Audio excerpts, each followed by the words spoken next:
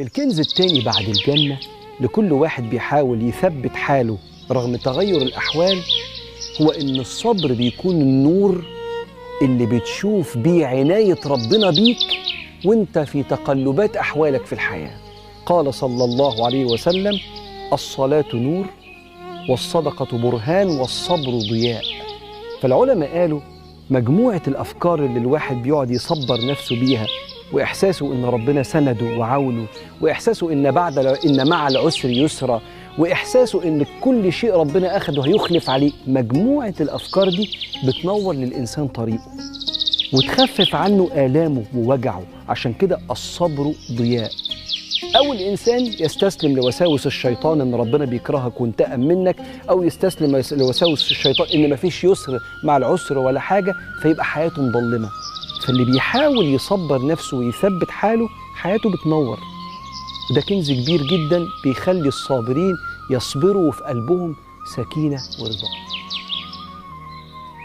السلام عليكم، ازيكم؟ عاملين ايه؟ يا رب تكونوا بخير. وحشتوني من الفيديو، من اخر فيديو كنت منزلاه معاكم. انا عارفه ان انا بتاخر على الفيديوهات، بس معلش الفتره دي بس وهتعدي، عشان انتوا عارفين كانت عندي ظروف على القناه بتاعتي، فما كنتش بعرف اصور عليها ولا بعمل اي حاجه. ان شاء الله من هنا ورايح ان انا هنتظم بقى على الفيديوهات. انتوا عارفين المشكله اللي كانت في قناتي اخر مره ما كنت قايله لكم. باذن الله ربنا يحلها من عنده وترجع القناة زي ما كانت والأمور تتيسر بإذن الله. أنا عارفة إن الروتينات بتاعت الشتاء بدأت وكله بدأ يفرش الشتوي ويغير الصيفي من الشتوي. بس أنا بصراحة ما لسه ما بدأتش في حاجة الشتاء. أنا عارفة الجو برد بس كل اللي عملته إن أنا طلعت الكوفرتات، بس هو ده اللي انا عملته. اما لسه ما فرشتش سجاد الشقه ولا لسه عملت اي حاجه. عشان ما بداتش لسه في التنظيفات. كل اللي انا عملته بس هو فتره ان انا طلعت بس الكوفرتات في اوضه الاطفال عندي، والاوضه اوضه النوم بتاعتي. وكمان انا مش يعني ايه بنستغطى والمراوح شغاله برضو. يعني انا من النوع اللي المروحه شغاله وفي غطا علينا بصراحة. حتى ولادي كده المروحة شغالة عليهم وهم متغطين. ما اعرفش احنا انا وعيالي واخدين الطبع ده. بس لما الجو بقى يشتي قوي خلاص بقى بغسل المراوح وخلاص بقى بفصلها. بس الفترة دي يعني تحس ان الجو شوية صيف شوية شتاء. بس لازم نتغطى بحاجة غطا خفيف، بس مش اللي هو التقيل اللحاف او كده، لا، حاجة زي كوفرتة او كده. انا هنا كنت نظفت الأوضة وخليتها زي الفل كده. الروتين ده بتاع يوم الخميس يا جماعة، عشان بس ما تقوليش انتي عشان انا عاملاه اخر الاسبوع. انا اخر الاسبوع دايما بحب يوم الخميس ده امسك الشقه انضفها، عشان يوم الجمعه اقعد فاضيه. يعني ما يبقاش ورايا حاجه. عيالي اجازتهم ويوم بقى اكون فاضيه فيه. يعني مش طول الاسبوع تنظيف ودروس ومدارس ونادي وكده، لا. انا بخلص كله يوم الخميس، عشان يوم الجمعة ده اخد اجازة زي ولادي. يعني ولادي بيبقوا واخدين اجازة من المدرسة، انا اخد زيهم. يوم ليا راحة برضو، لان طول الاسبوع الواحد ما بيقعدش. يعني انا بحس ان انا اليوم عندي ما بحسش بيه من كتر ما في شغل. يعني من كتر ما الشغل فيه انا ما بحسش بالاسبوع، ولا بعرف ايام الاسبوع، لان كل يوم زي بعضه.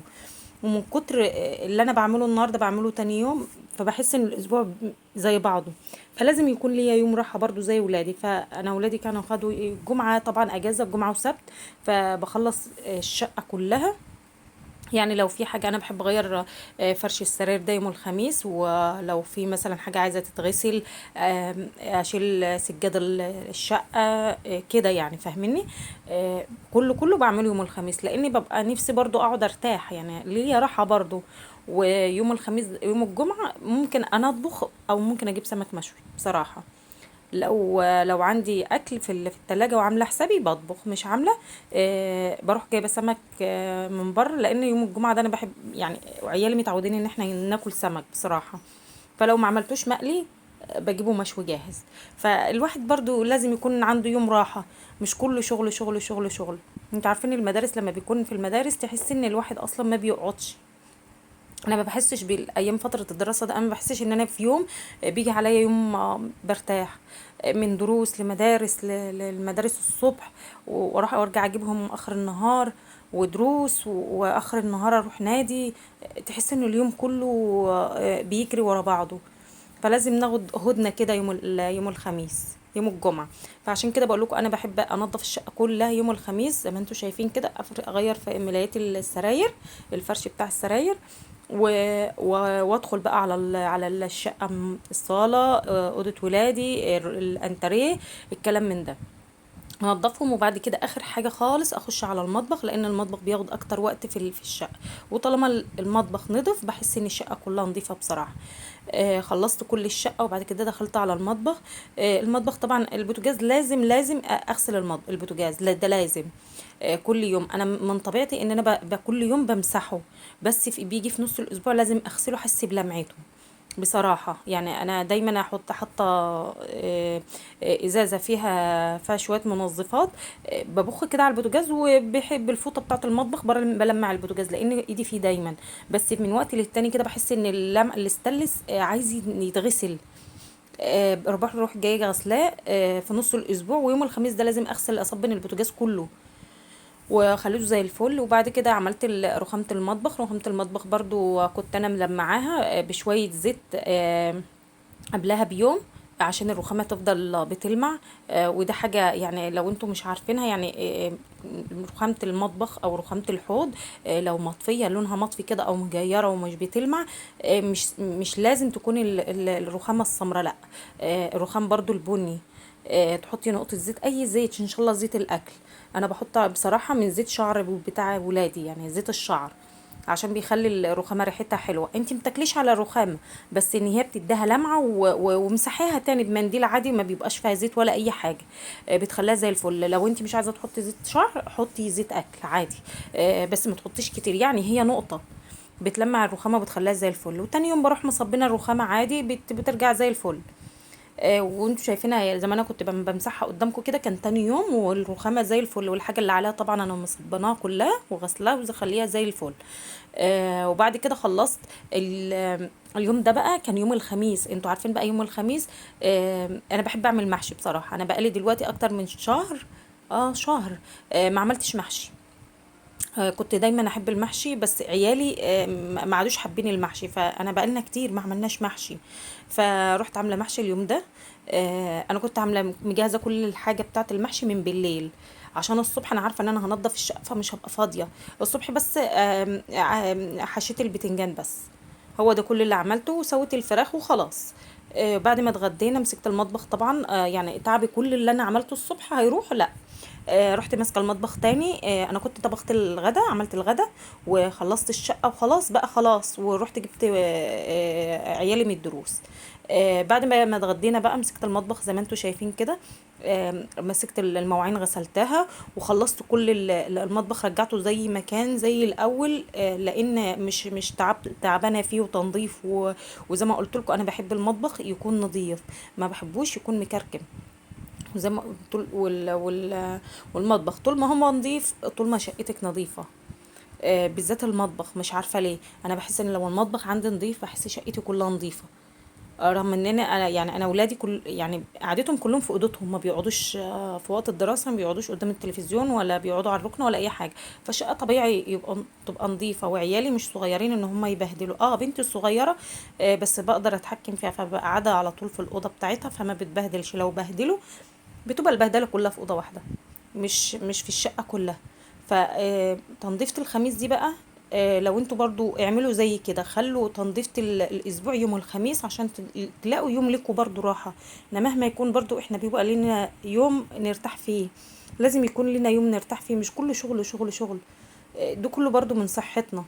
انا كنت الاول ما بعملش كده، انا كانت ايامي كلها زي بعضها، ما فيش جمعه ما فيش خميس ما فيش سبت، كله زي بعضه. بس حسيت ان انا اللي بجهد نفسي. ما لازم الواحد برضو يشوف له يوم يقعد يرتاح فيه، مش طول الاسبوع شغل وولادك وبيتك لا. برضو طول الاسبوع ما انت بتشوفي بيتك وولادك بس، برضو يوم الجمعه ده لازم الواحد برضو يشوف له يوم راحه. انا بصراحه لو خدت يوم الاجازه دي ممكن اروح عند اهلي. بنسافر بصراحه، لان عيالي بيبقوا قاعدين زهقانين، بيجوا اخر الاسبوع لا مش عايزين نقعد، يعني بيبقوا من المدارس والدروس وكده فعايزين يغيروا جو، فبصراحه باخدهم وبنسافر. بالذات يوم الجمعه، بس هو يوم وبرجع على طول، لان الدراسه وانتوا عارفين يوم السبت ده بيبقى فيه دروس وكده، فما بننفعش نقعد ونطول. اما ايام الدراسة مش هو يوم واحد. عشان كده بقول لكم خلوا يوم ليكوا، يوم راحة، تخرجوا، تقعدوا، حتى لو هتنامي، بس خلي يوم ليكي، انك انت تخلي يوم راحة ليكي زيك زي ولادك. كأنك زي في المدرسة كده، طول الاسبوع انت ولادك في المدرسة، ويوم الجمعة خلي يوم ليكي اجازة. انا بعمل بصراحة كده. ده اليوم الوحيد اللي برتاح فيه بصراحة، ما اكدبش عليكم. هو ده اليوم الوحيد اللي برتاح فيه. من اكل بقى، من نظافة الشقة. طبعا الشقة بتبقى بايته نظيفة. بالليل برضو لو احنا اتعشينا او حاجة، برضو بنظف المطبخ. ما بسيبوش برضو في اي حاجة. قبل ما بنام انا من عادتي، يعني من زمان قوي، يعني من يوم ما اتجوزت ما بحبش ابقى انام والمطبخ فيه كوباية واحدة حتى. ما اعرفش، لازم الحوض اخش اشوفه نظيف. البوتاجاز مثلا لو في اكل على البوتاجاز بحطه في علب واحطه في التلاجة. ما احبش البوتاجاز يبقى عليه حلل، لا.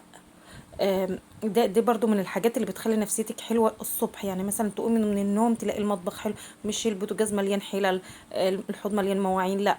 قبل ما تنامي فضي الاكل حطيه في التلاجة، البوتاجاز يتغسل، الحوض يكون نظيف. بتفتح نفسك برضو لانك تشتغلي، او مثلا لو هتطبخي ما بتضيعيش وقتك. والله اعملوا الحاجات دي برضو حلوة. وبصوا هتريحكوا. غير لما انك بتسيبي المطبخ، لا انا هعمل كده كده، هما الصبح هعمله، لا.